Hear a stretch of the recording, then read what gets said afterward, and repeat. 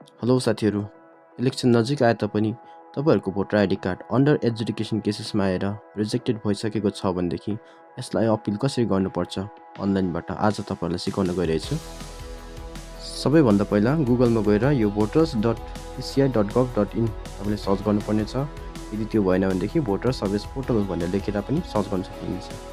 अनि यो क्लिक गरेपछि यो पेज खोलिन्छ जहाँनिर हामीले मेनली याद गर्नुपर्ने चाहिँ टप राइटमा लगइनमा क्लिक गरेपछि तपाईँको यो पेज खोलिन्छ जहाँनिर यो फोन नम्बर यहाँनिर रेजिस्टर्ड फोन नम्बर अनि क्याप्चा कोड हालेपछि रिक्वेस्ट ओटिपीमा क्लिक गर्नुपर्नेछ। र यदि तपाईँले पहिल्यैबाट साइन अप गर्नुभएको छैन भनेदेखि चाहिँ यहाँ साइन अप गर्नुहोस्, त्यसमा पनि फोन नम्बर हाल्ने र आफ्नो नाम लेख्ने अप्सन आउँछ, त्यहाँपछि चाहिँ तपाईँले त्यसको बाद मात्रै लगइन हुनुहुन्छ। र मैले अलरेडी साइन अप गरिसकेको छु, यसै कारण लगइन गर्दैछु। यहाँनिर ओटिपी आयो, ओटिपी हाल्ने अप्सन आएपछि यहाँ ओटिपी हालेर भेरिफाई एन्ड लगइन गरिरहेछ। यस्तो लगइन गरेँ र यो पेज खोलिन्छ। फेरि यसमा तपाईँले याद गर्नुपर्ने छ राइट ह्यान्ड साइडको तलनिर एउटा मेन त छ यो सबमिट अपिल भन्ने, त्यसको बाद submit appeal for individual under education cases. र 27/3/2026 को दिन चाहिँ मेरो उयसमा पनि कतिजनाको अन्डर एजुकेसन केसेसको डिलिटेड भइसकेको छ है। अनि उनीहरूको लागि चाहिँ म यसमा क्लिक गर्नेछु। यो क्लिक गरेपछि यो पेज खोलिन्छ जहाँनिर जसको अन्डर एजुकेसन केसेस आएको छ उसको इपिक नम्बर हाल्नुपर्ने छ। अनि सर्च गरेपछि यहाँ डल्लै डिटेल्स देखाउँछ। अनि यहाँ फोन नम्बरहरू पनि देखाउँछ, भेरिफाई भइहालेको हुन्छ। अनि यहाँ इपिक नम्बर हाल्ने पनि अप्सन छ तलनिर र इपिक नम्बर पनि हाल्नुपर्ने छ। फेरि त्यसको बादमा यहाँनिर एड्रेस हाल्ने अप्सन छ।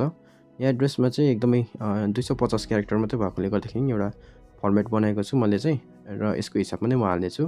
जस्तै सन of, daughter of, wife of छ है, त्यो लेख्छु। त्यसै कमा गरेर भिलेज नेम है, पिओ हाल्छु, पिएस हाल्छु, डिस्ट्रिक्ट हाल्छु, वेस्ट बेङ्गाल हाल्छु, त्यसपछि पिनकोड हाल्छु। यति नै हाल्नेछु यसमा चाहिँ।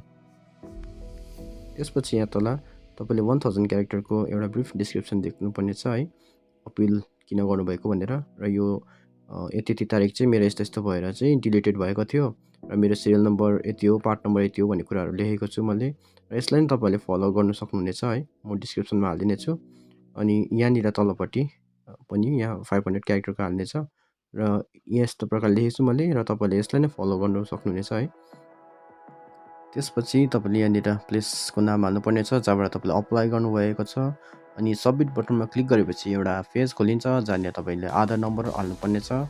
अनि आधार नम्बरको मुनिपट्टि आधार अथेन्टिकेसन भेरिफिकेसनको लागि ओटिपी आउँछ र त्यो ओटिपी तपाईँले हालेपछि तपाईँको अपिल भइसक्छ, सबमिसन भइसक्छ। त्यसको बादमा तपाईँको एक्नोलेजमेन्ट स्लिप आउँछ जुन चाहिँ तपाईँले स्क्रिनसट गरेर राख्नुपर्ने छ कि त प्रिन्ट आउट गरेर राख्नुहोस् है फर्दर क्वेरीको लागि। धन्यवाद।